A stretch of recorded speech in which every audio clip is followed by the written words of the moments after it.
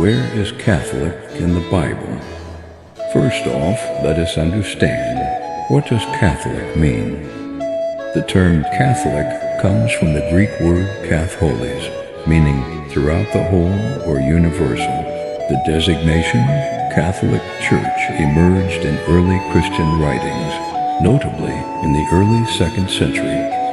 Saint Ignatius of Antioch, a disciple of the Apostle John, used the term in his letter to the Smyrnians around 107 AD, referring to the universal church. Did Saint Ignatius invent the word Catholic? No, Saint Ignatius did not invent it. He simply used it to describe the church that already existed. In 107 AD, he wrote, "Wherever Jesus Christ is, there is the Catholic Church." Ignatius called the Church Catholic to distinguish it from the heretical groups that were already beginning to break away from the apostolic faith. Jesus commands the apostles, "Go therefore and make disciples of all nations." This shows the church is universal for all peoples, times, and places, the very meaning of Catholic. In the book of Acts, the scripture says, "So the church throughout all Judea and Galilee and Samaria had peace and was built up." In the original Greek, the phrase is the church throughout the whole, or the church universal, or the church is Catholic. Notice the words throughout all. The church was never meant to be local or private. It is universal, exactly what Catholic means.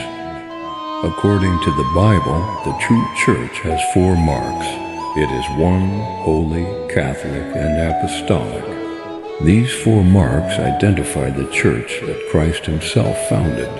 Jesus promised in the Gospel of Matthew, "You are Peter, and on this rock I will build my church, and the gates of hell shall not prevail against it."